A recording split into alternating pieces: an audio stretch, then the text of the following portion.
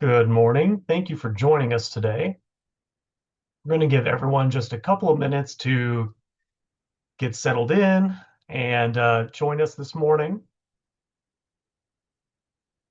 In the meantime, while we are waiting for the rest of our guests to join us, I would encourage you to take a moment to introduce yourself in the chat.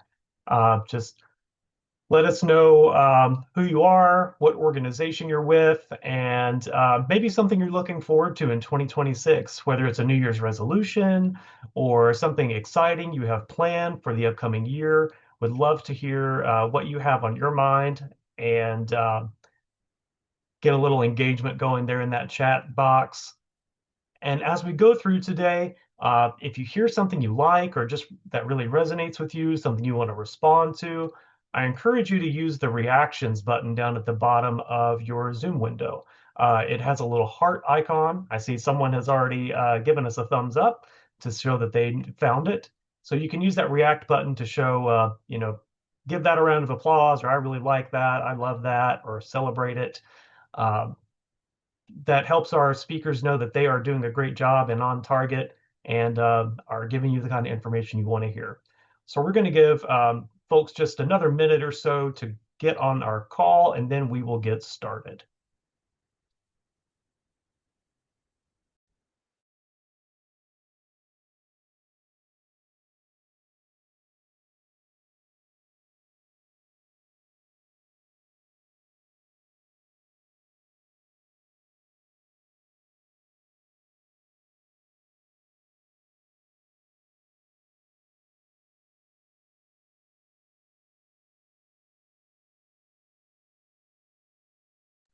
All right, so for today's agenda, in case you are new to our webinar series, we'll have a little bit of an introduction to CareerRise, who we are and what we do, just to lay a little bit of groundwork.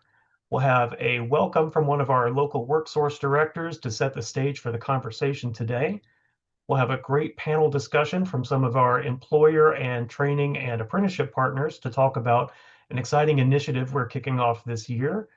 We'll have time for Q&A towards the end, so you can ask our speakers some of your burning questions. And then we will have some updates from the CareerRise team. We'll wrap up and get you out of here by 12 o'clock. So a little bit about us. I'm seeing a lot of really familiar faces and names in our chat today, but you never know. There may be someone who hasn't heard this before, so I always make sure that I include this information about what we are and what we do. CareerRise is a nonprofit organization. We have been operating in the Atlanta market for over a decade, and our mission is to expand access to opportunities and resources that promote economic mobility, support skilled workers, champion good jobs, and strengthen communities. Uh, our vision is to be the nation's leading funders collaborative that brings together job seekers, employers, community resources, and fostering workforce opportunities that enable individuals to succeed, strengthen businesses, and drive economic mobility so that we have a resilient community. For those who don't know, there is a regular study done that shows the economic mobility index of major metro areas. And unfortunately, Atlanta ranks next to last when it comes to economic mobility. So part of this work is really to ensure that members of our community have access to jobs that can increase their well-being, increase their socioeconomic status, and really at the end of the day, meet all of the needs that they individually and as their families need.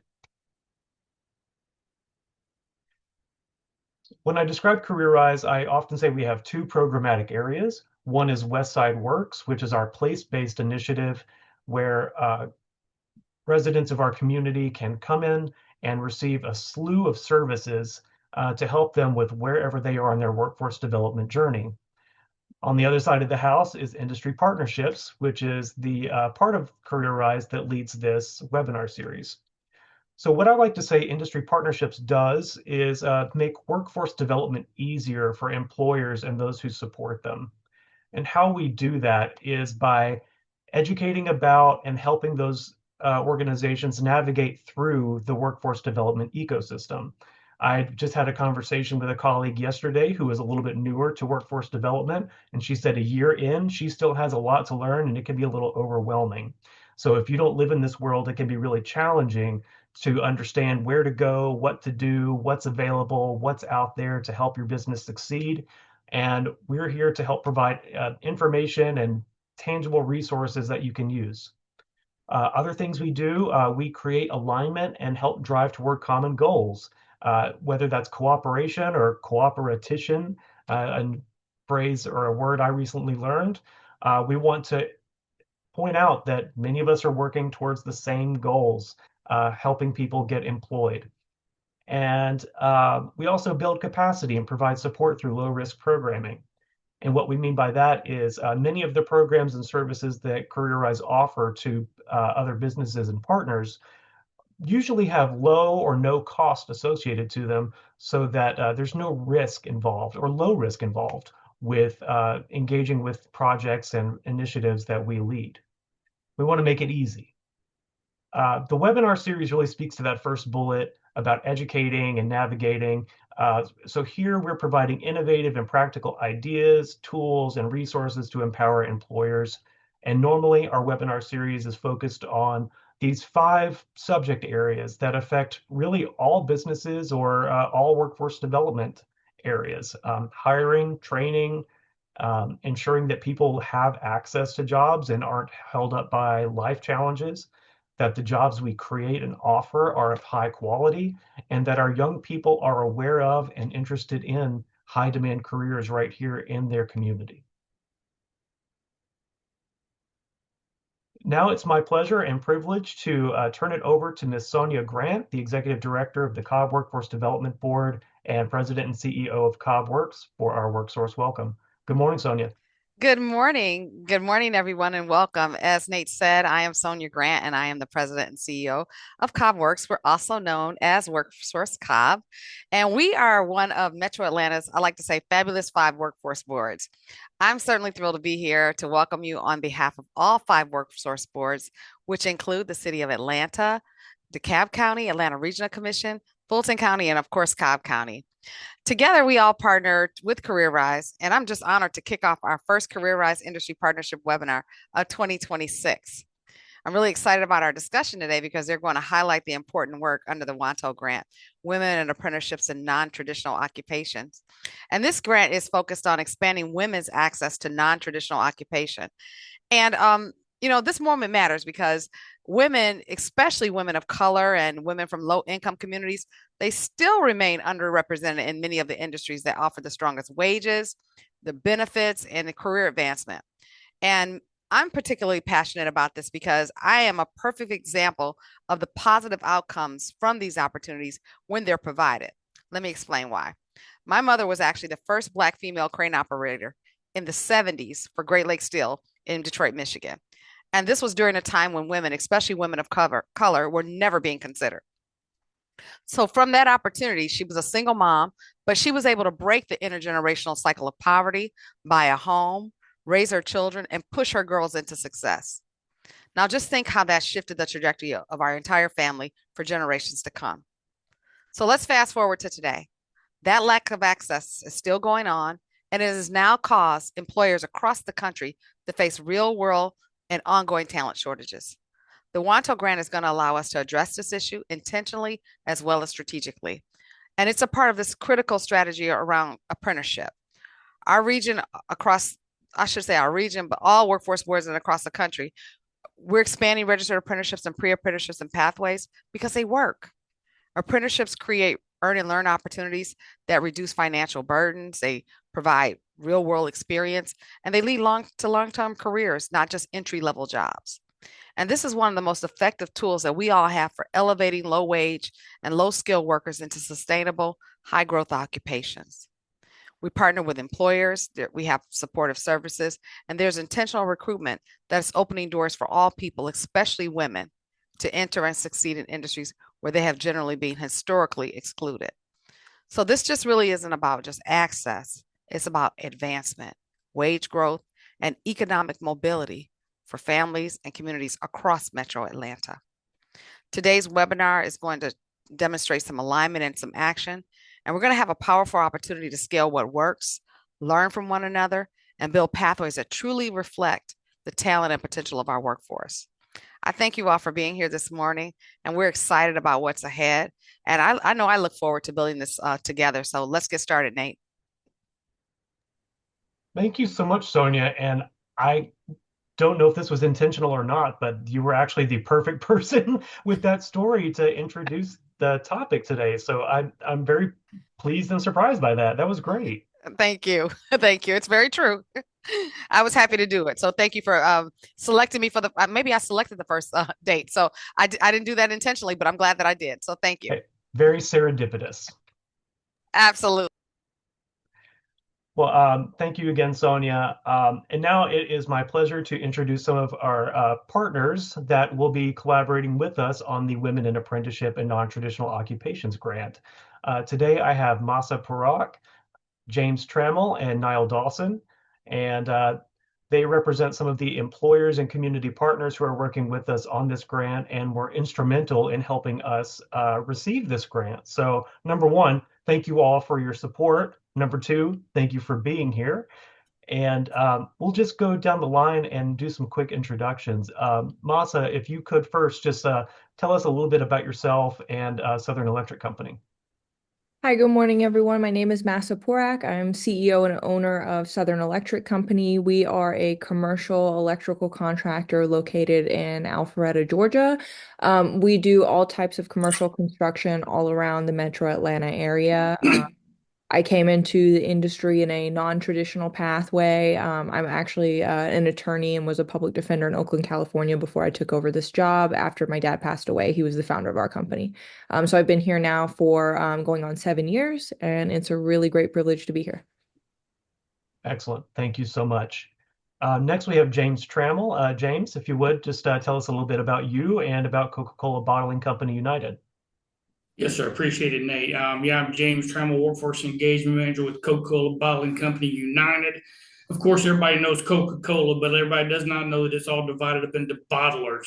We are one of the second largest bottler in North America, and we have the privilege of having the production facilities and the sales centers in the state of Georgia, along with occupying the same space with Coca-Cola, the company. We're headquartered out of Birmingham, Alabama. And like I said, I just have the privilege of being on this call and to work with Nate on this wonderful program and the CareerRise team. I'm looking forward to the opportunity, looking forward to the discussion. What I do with Coca-Cola Bottling Company United, we have over 10,000 employees. What I do is help to try to maintain those 10,000 employees as well as fill hard to fill in critical positions across our footprint. We are in Georgia, Alabama, Panhandle of Florida, Louisiana, and Tennessee. So that's what I get the privilege of doing, as well as working across the military, across our entire footprint as well. So I have definitely dealt with a lot of individuals in the 13 years since I retired from the military, and I just look forward to continue to build on the great team that Coca-Cola United is and allow CareerRise and partner with other organizations to just make us stronger. Thanks, James. And last but certainly not least, I have Mr. Niall Dawson with Independent Electrical Contractors. Niall, tell us a little bit about you and IEC. Good morning. It's a pleasure to be here with you all and to support CareerRise and the WANTO Grant. I'm the executive director with the Independent Electrical Contractors Atlanta and Georgia chapters. Been here for 30 years.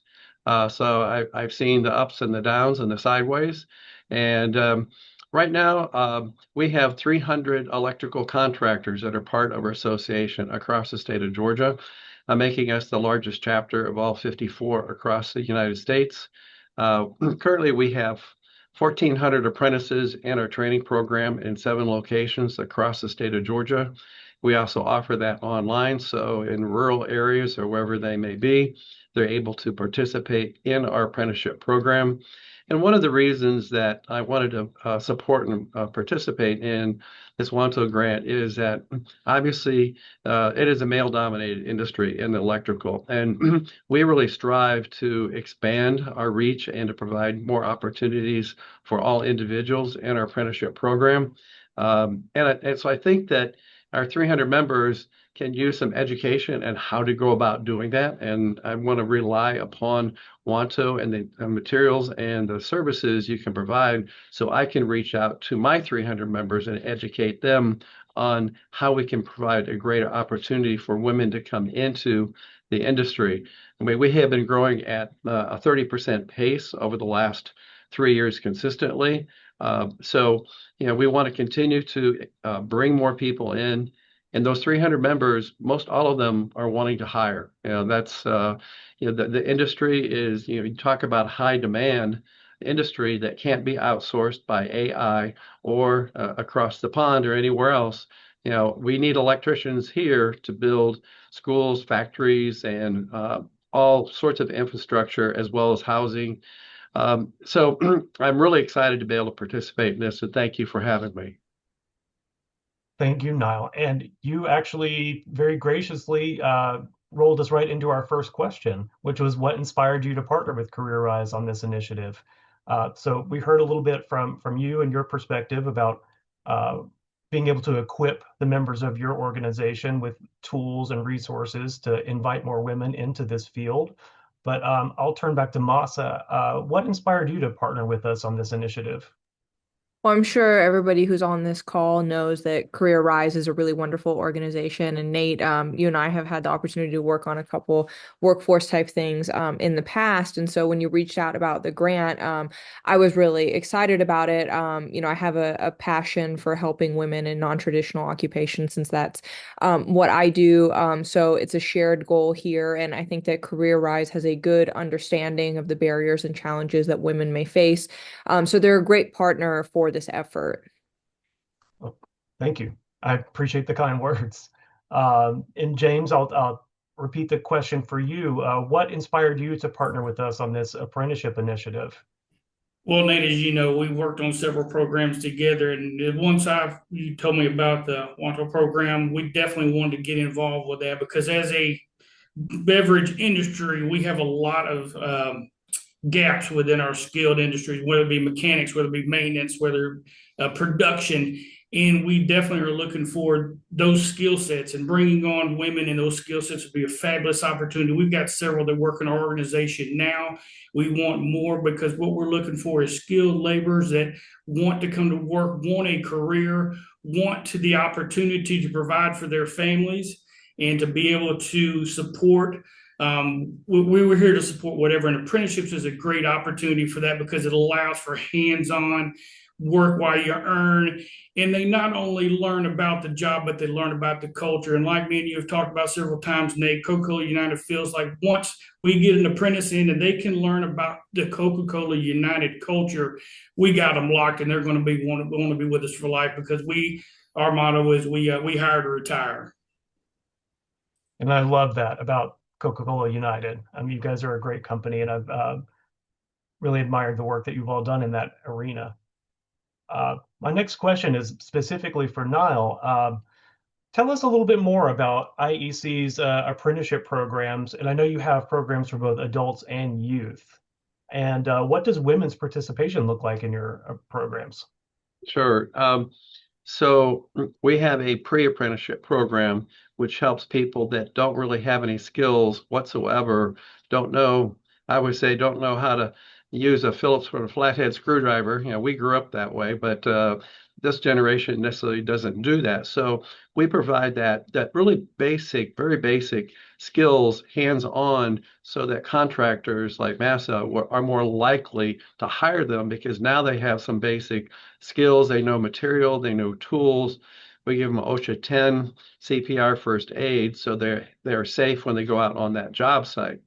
So that's our first step. But we also have 2 workforce recruiters. They go into high schools, faith-based organizations, anywhere where we can go in and talk about the opportunities within the construction industry. Because Nate, earlier mentioned about some of your goals and your vision.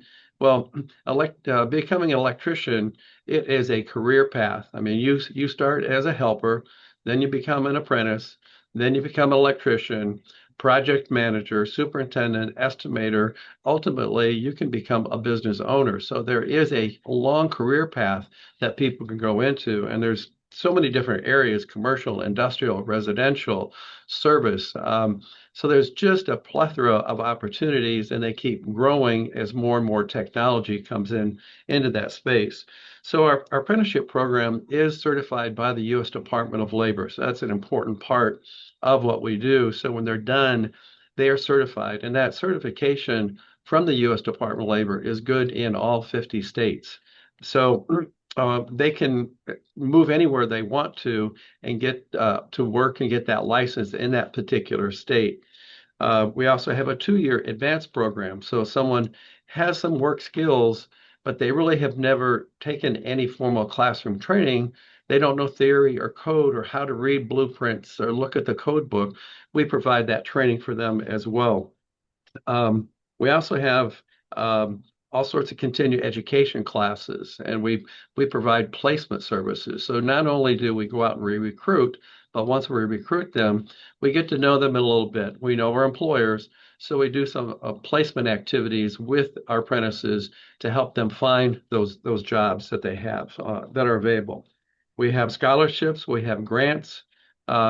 We created our foundation, which is called GIFT, Georgia Industry Foundation for Training, back in 2019, in order to help support apprentices in the program if they fall on hard times, as well as to help recruit and provide scholarships for high school students and other people coming into the industry. So all the way from pre-apprenticeship all the way up, and we provide that continuing education classes on an ongoing basis as well. Again, I mentioned earlier we have 7 locations throughout the state, but we also offer that online, which is really important because, you don't go to a building every day and do electrical. You have to go to where the buildings are being built. So there's transportability through the apprenticeship program through our online services. So that's a little bit about what we do, and I think we'll be answering questions later if you have any others. Absolutely. Thanks, Niall. This one's for James and Mahsa. We work with a lot of businesses that are maybe new to the concept of apprenticeship, but it's certainly not something new to either one of you. But tell me a little bit about why apprenticeship is the right strategy for your business in this moment, and what challenges or goals are you addressing using apprenticeship? I'll start with James. Well, apprenticeships are definitely a huge part of our look forward. We've been doing it for several years. We not only apprenticeships, but internships, because we have got to, especially in these skilled careers, these skilled up, we've got to bring people in and train them up, earn while you learn, or while they're learning not only the job, but they're learning our culture. It's very important for us to help bridge that gap between the fleet mechanic and the maintenance teams and the service departments. And not only that, Nate, like we've talked about before, a lot of people, when they think Coca-Cola, they think drivers and merchandisers, because that's all they see. We got to get word out. When the apprentices come to us and they see what culture we've got and they see the opportunities that we've got, that's really what's going to bring them to Coca-Cola United, because a lot of people just don't know what we've got going on at Coca-Cola United and the opportunities we got in the fleet department, in the maintenance department. And that's what we really want to do with our apprenticeships, and it allows them to get with our skilled associates that we've got right now, learn on the hands-on, all the work that we're doing. And we've got several apprentices that are in our footprint right now that as far as that are in that level as well. And that's a lot of our goals, because I was talking to Nikki. She's in Montgomery. She's with the FAME internship program, and she's working with the maintenance team. And not only learning the skills, but being able to grow with that team and being able to see what they do and seeing our culture, being appreciated, being respected, being listened to. Those are huge parts of the apprenticeship program too, because they get to come into our culture. They get to see this not just a job, but it's a career, that there is a career path, that they're going to be able to grow within our company. Because right at the beginning, we have culture of learning, where they learn for 3 weeks.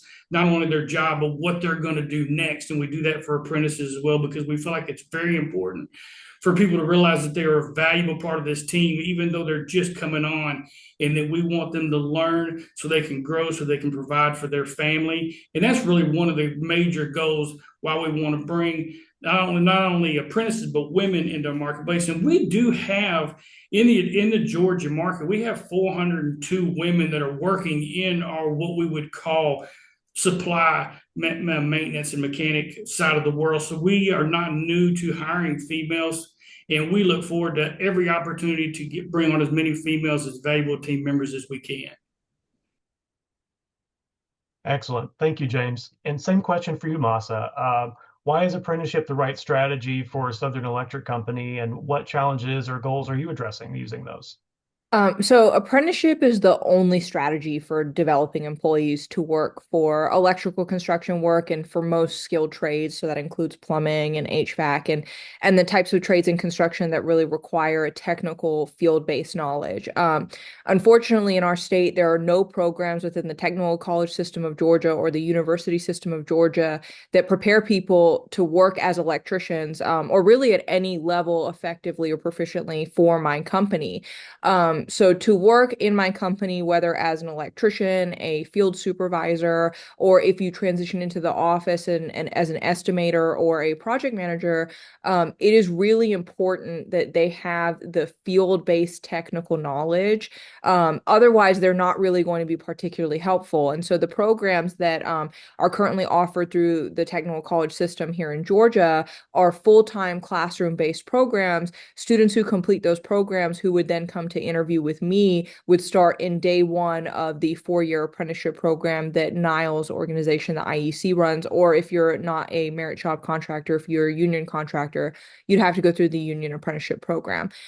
So the program that we put our students through, they work for me full time. So they're on any job site around the metro Atlanta area, and then they're going to class once per week. And this model allows them to gain both the technical knowledge needed and the hands-on experience to be a successful electrician. And what I've found, particularly in students that come in that are maybe like when they start already in their 20s. So I've got a number of students who are literally coming to me fresh out of high school. I have a kid coming to interview tomorrow who is currently still in high school. They progress pretty quickly as well. But people who come into these programs that are, say, like 20 years old when they start, by the time they graduate, not only are they electricians, but most frequently they're field leads. So they're practicing as foremen or superintendents, able to run work independently, very close to already earning 6-figure salaries with nice, comfortable bonuses. So yeah, I mean, I think that this is the only way truly. And now I've been doing this job for 7 years. I've interviewed hundreds of people who call themselves electricians or project managers. To be successful in this field, you must have an apprenticeship program. I couldn't think of a stronger endorsement. It's just necessary. It's a requirement. So my next question is talking of, I think we've all touched on this just a little bit, and Sonia definitely spoke to this. Why do you think it's important to create opportunities for women in fields where they've historically not been, or maybe where they've been underrepresented, like electrical work or skilled trades or logistics? Niall, I'll start with you. Well, as I mentioned earlier, historically, there have not been much representation of women within the industry. And so I think, I have some contractors will tell me, I want to hire females because they are much more accurate. They're wiring jobs. You look at them and they're very neat. They have a clear vision of what they want to accomplish.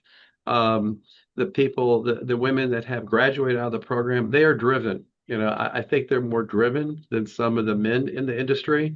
I think they have to do that to maybe prove themselves because it is a male-dominated industry. So I think that the more opportunities we provide to them, the greater all of us are going to be, because the industry needs all the different types of people and diversity to make us successful as not only an industry, but as an economy as well. That diversity really leads to greatness. So I think I am really excited, as I mentioned earlier, about learning and sharing with my members all the ways that we can educate our contractors in opening up that door. Beautiful. Thank you. Mahsa, same question for you. Why do you think it's important to create opportunities for women in these fields? So the workforce in construction has been suffering greatly because for decades we have not been drawing nearly enough people into the industry that we need. So we're currently facing a retirement cliff where over 25% of our workforce is over the age of 55 and less than 10% is under the age of 25. So we need workers of all different kinds of backgrounds. And when you have an industry where I think the last time I checked, it was like either less than 14 or less than 10% of the workforce in construction is women. Like that's clearly an untapped pool that we really need to be getting into. I definitely agree with what Niall said. I mean, as an employer, I can tell you that the women who work in the field, they're very diligent. Their attention to detail is very key.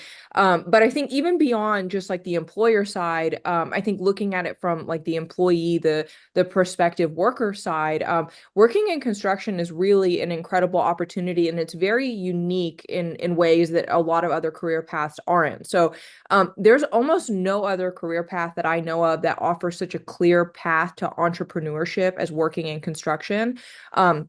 Electrical apprentices can work for a company for 4 years, and by the time they complete the apprenticeship program, they have the technical knowledge needed and the field hours required to sit for the Georgia Electrical Contractors licensing exam. And if they wanted to, they could start their own business at that point, and the sky is the limit. But even if they wanted to continue working for their contractor, there's a lot of very strong, high-paying jobs that require no student loan debt, and they can look completely different. You can be a field leader, you can be in the office. I mean, there's so many different avenues that this provides. So I think it's really important that women, people of every type of background know that these exist, because I think that this is an opportunity that like is very unique, that like just going and getting a college degree, say you study business or marketing or something like that, you don't have the same opportunities that you could have if you come into this industry. Thank you very much. And James, same question. Why do you think it's important for us to create these opportunities for women in places where they've been underrepresented?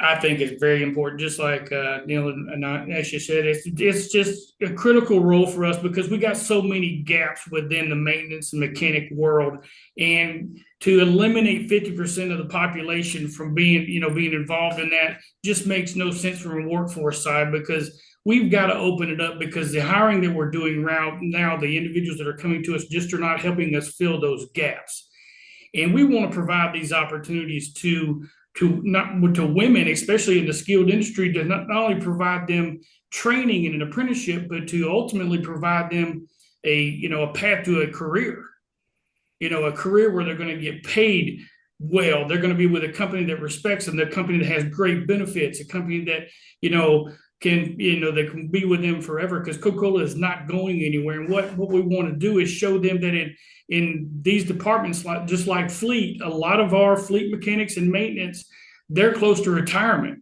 There's a lot of jobs opening up, and this gap is just going to get larger. So as a workforce, we have got to look at other avenues, and eliminating, like I said, 50% of the population just makes no sense. And when we can find these skilled laborers, we as a company, I've talked to my managers, very, very much looking forward to bringing women on. Just like when I was talking to Madison in Shreveport the other day, she's a fleet mechanic. She is so happy with not only working for us, but the fact that that she's getting provided for, she's getting great pay, she's getting benefits, she's on a team that appreciates her as a fleet mechanic. And I think that's very important. As I know we're going to talk obstacles later and barriers, but you've got to not only hire, but you've got to build an environment where they feel comfortable, where they feel wanted, where they feel needed. That's what's going to get them to stay with that company. And that's the reason we're looking forward to, bringing, and we definitely want to provide these opportunities to women, because we think it is a valuable resource, and we really think it's going to be great for our industry in the long run. You teed me up very well for the next question, James. So thank you for that. What do you all see as some of the meaningful changes that we can make as employers or industry leaders to create that environment that welcomes and includes women in these spaces where we haven't seen them as often? Mahsa, I'll start with you. So I think there's two things that are important. First, it's really important to create a safe space for female employees to feel that they have an outlet with management to help them. So, for example, one of my apprentices, who is a female, recently had some difficulties with an instructor, and she reached out to me and we had a conversation about it, and I was able to help resolve the problem that she had. And she later approached me and specifically told me that she appreciated feeling supported enough to come talk to me about her challenges. And I think that she knows that whether it's in the school, whether it's in the field, that there is somebody who will listen to her and really hear her out, not disregard her, not tell her like she just needs to tough it up and, kind of like, that's not the type of attitude I think we need to take with women. We need to make sure that they feel supported, and that they have avenues to be able to talk about any of the challenges they have. And then the second thing I think is to ensure that male employees are treating women employees with respect. And I think that really goes down to a culture thing in operations in general. So if management is setting the example that you treat all people with a high degree of care and respect, I think that your employees will tend to follow that lead. I've seen that in my field. So this same female apprentice that I was talking about, she's on a job with five other apprentices that are all males in downtown Atlanta. And they all go out of their way to support her and look out for her without anybody even asking. So each one of them will walk her to and from her car every day, especially now that it's getting dark, earlier and in the day, and it's dark early in the morning. And I also noticed that they go out of their way to celebrate her achievements and like really build up her confidence. And so I think that that helps overcome, because I know that there's still been difficult times out in the field, particularly with other trades and other employees, because I can't protect everybody from everybody else's employees, but my staff looks out for her. And I think that's kind of ingrained in the culture that we have here and the way that we treat each other.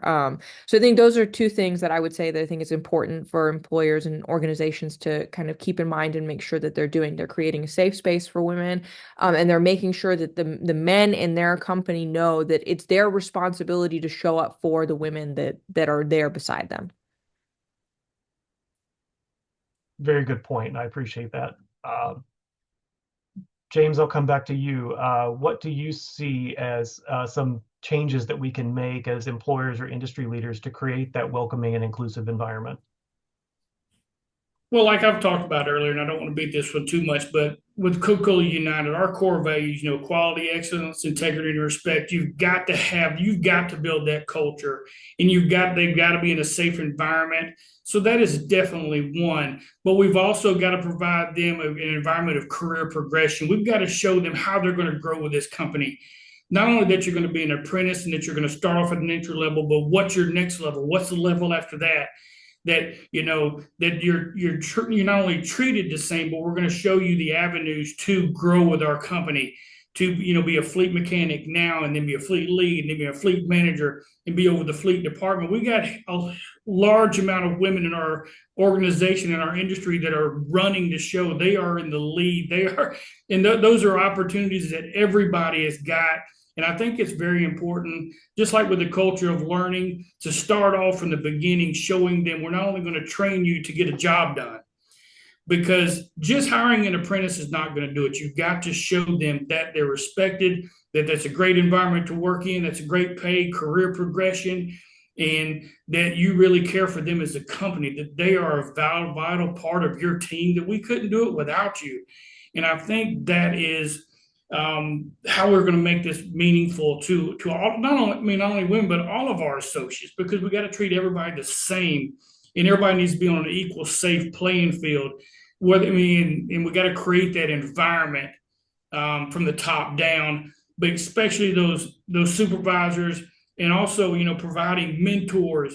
So when they come into the organization, we're helping them, and we're mentoring them not only on the HR side, but growing in career path and helping them visualize where they're going to go with the company and the opportunities they've got. Thank you, James. And same question for you, Niall. So I would definitely echo what Mahsa and James have said, is that culture and maybe even go beyond. Obviously, the owner sets the culture, but what James just mentioned, that the supervisors and Mahsa mentioned, other employees watching out, but that is, I think it's a culture, but I also think because we've been so male dominated for so many years, there's a lot of good old boys out there that just they're going to resist that. Like, what is this? What is this female doing here? So there really, I think, needs to be some clear training with the team, with the staff about how to work with women. There's a lot of issues that come along that they don't really realize. So I think there's some very clear training, and that's what, again, what I'm hoping CareerRise provides to us so that we can get that out to our membership. Because I got 300 employers, and so I need some tools, and I think they don't even know the tools they may need as we expand into this. So that's the number one thing. I think another one is back to kind of a basic sort of thing is our marketing materials and how we go out and recruiting people. We need to have representation of women and of also any diversity of different minorities. And we try to really do that, but I think we can do a better job of our marketing materials as my recruiters go out into the field so they see that, and also using folks that have been successful in the industry that are women to go out and talk about that with the different groups that we recruit from. And also, I think, James, you'd mentioned it, the upward mobility. We really need to show them that opportunity that they have because, as Massa had said, I mean, this is an opportunity. You start as a helper, an apprentice, an electrician, and supervisor, and business owner. I mean, there's some good money to be had, and it needs to be better clearly communicated in marketing material, not only in marketing material, but also in word. And Massa does a great job of this. She goes around to schools and really promotes this. And so they can see her as, wow, she is successful. I want to rise up to her level. So I think those are all things that we can do. All very good points. I really appreciated what you just said, Niall, about being intentional in our marketing and outreach to represent the people that we were trying to reach.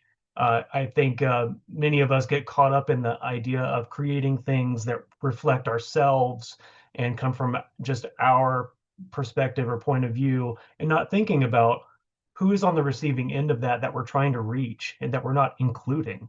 So point well taken. Um, Last question for y'all today. What do you hope to achieve through your apprenticeship partnership with CareerRise? And Mahsa, I'll start with you. I want more women to know that this exists and that there's a path for them. And I think that when we had our intro call to talk about the grant, we kind of talked about some of the specific unique issues that women may face getting into the industry. And I hope that we can overcome some of those and create the pathways so that they can come here because it's been great having women that are employees of mine. And I just wish that there were more. Niall, I'll come to you next. Well, certainly first and foremost is to increase the women in our apprenticeship program. We are definitely underpopulated with women in our program, and I really want to see that increase. We are, I think, just at the tipping point of being able to find out new ways to really promote and expand that. And I think that we do certain things, just as we mentioned earlier, about having our marketing material be more representative. But there are so many more things that we don't even already know that we need to know in order to reach out and to expand and to make a greater opportunity for women in the industry. So I'm really looking forward to the new things that we're going to learn together as we go down this path. Perfect. And James, same question. Yeah, definitely looking for the opportunity to bring more women into our industry. There's great opportunities out there. There's great jobs, and just the word of mouth is getting out. I think hitting the ground running with this is going to be very important. And because the individual, as a company, we can advertise as much as we want, but the greatest advertising is the individuals that are coming out of the apprenticeship program, saying how important it is, saying how fabulous it works, talking your company up. That's what's going to bring the next group of individuals in. And we've got to do that not only with the training, but with the culture. And just like we've talked about several times, and I'm not going to go into all that again, but I also, just like Niall said, looking forward to working with CareerRise on possible training for supervisors to help them understand, because they are the front line. They're the ones and the mentors, and Coca-Cola United does a great job of mentor program and mentee programs in getting these individuals involved with a mentor, and female mentors, but also male mentors to help, to show that the whole team is rooting for every individual, every associate to grow within our company. On our company website, we've got a Women in United page that helps women, realize that, there's women working for United and some great opportunities in the fleet mechanic and the maintenance world, not just in administrative and HR. We're great with having those, but we have a lot more opportunities. And we just want to be able to let them know, and actually it said to know the opportunities that are out there, because I'm thinking it's just that they just don't know the opportunities that are out there. And to get off the ground with this and just working with CareerRise on this program is just going to be fabulous for us. And we are so enthused about it. And the great thing about it is it's not just the workforce team that's enthused. It's the sales center managers. It's the supervisors. They are even talking to some of the maintenance team. They say, "Hey, I would love to have a female mechanic in here." So he said, "It's just, it is a male dominated world." But he said, "I mean, but it can change." And this is an older gentleman that wants to change because he sees that, the need is there, and hopefully, it's contagious, and we can just make a very positive work environment together. Perfect. Thank you, James. Thank you, Niall. Thank you, Mahsa. We have a couple of questions that have come up in the chat. The first one comes from Linda Simmons, and she asked, what are some specific steps your organizations are making to create an inclusive environment for women in a male-dominated place? I think I have a very strong line of communication with all of my employees, and I think that leads to having more space for women to be here and to kind of address any concerns or issues that they have. So I think when you do that, and it doesn't feel like you're kind of targeting anybody, or you're having the opportunities to meet with people and discuss what their experience is like, that helps give them more room to be comfortable and succeed. Definitely. Well, for me, I think I said it already. Working with CareerRise, and the resources you're going to provide. I mean, that's first and foremost what's on my agenda. And so, again, I've got 2 workforce recruiters, and as we get additional information from you, they're going to be using that. And I think, again, I mentioned earlier, we're going to go back and look at our marketing material and make sure that it is representative of the populations where we're wanting to recruit. And as far as Coca-Cola United, we've got the marketing material out there to show that, we're a very diverse work center, but we got to continue to get the word out. And as far as in the work environment, we constantly preach core values all the time. And we've also got working groups that we have, and they are across the board diversity as far as from all areas.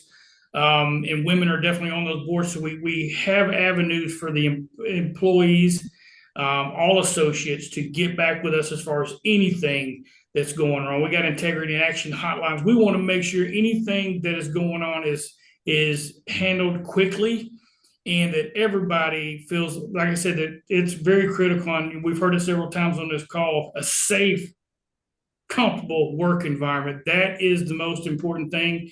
I've heard people tell me this even over pay. Well, safe work environment is very important, professional. environment where people feel respected, people feel like part of the team. And I think that's one of the biggest things that, we're making great strides at it, but we can always get better at it.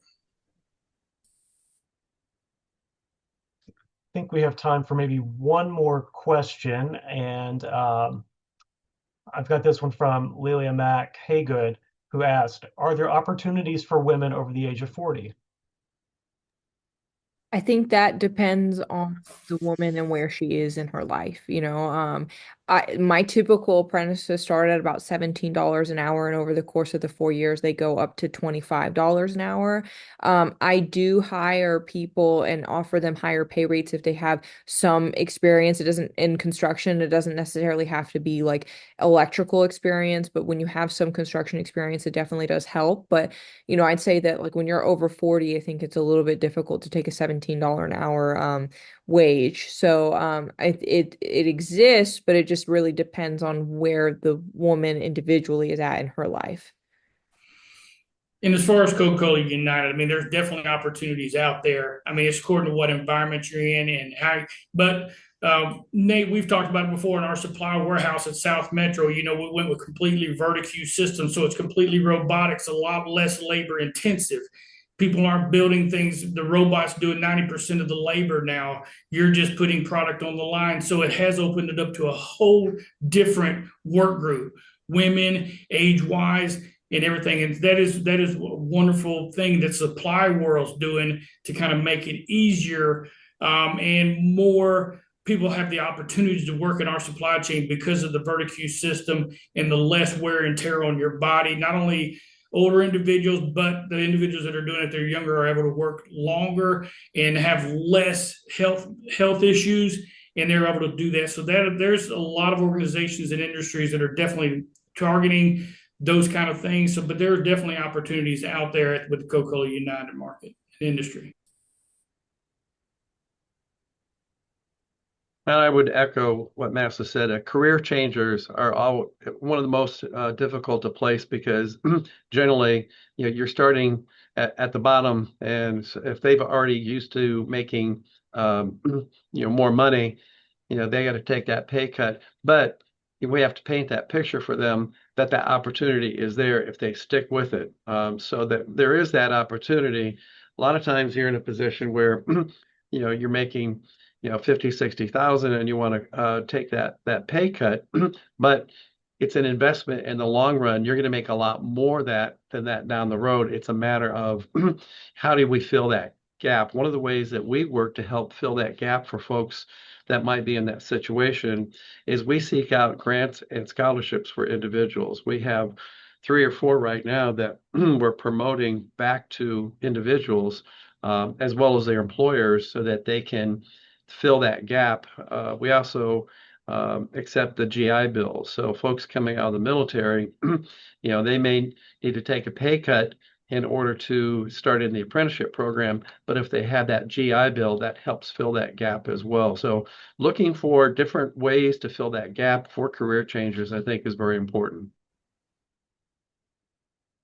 Very great response, all 3 of you. I appreciate that. That's all the time we have for questions at the moment. We did have a few more pop up in the chat. So Niall, Mahsa, James, if you're up for it, I know that our audience would appreciate if you have a chance to look through those questions and give a response. But otherwise, thank you all so much for being here. Thank you for your time and your partnership, and really looking forward to collaborating with you on this. Looking forward to it. Thank you so much for having me. Yeah, thank you, Nate, so much. So for any employers that are interested in learning more about building apprenticeships with women as your target audience, make sure to reach out to us. You can partner with us to receive at no cost expert assistance with developing your apprenticeship, coaching, and resources to help women succeed in your workplace. And then we do have some grant funds available that we can offer to cover some of your apprenticeship expenses. If you have any questions or want more information, or maybe you're a community organization that serves women and wants to help get them into some of these roles, feel free to contact me directly. My email address is here on the screen and in the chat.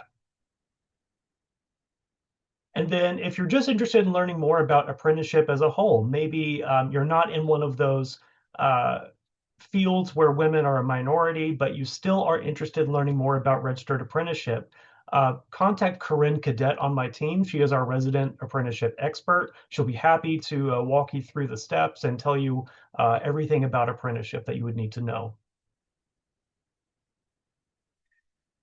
One thing we didn't talk about today is youth apprenticeships. Those are a great talent strategy for giving a paid earn while you learn model to a high school student. They help fill current and future positions, increase your team diversity, reduce your recruitment cost, and are a great way to build your future pipeline.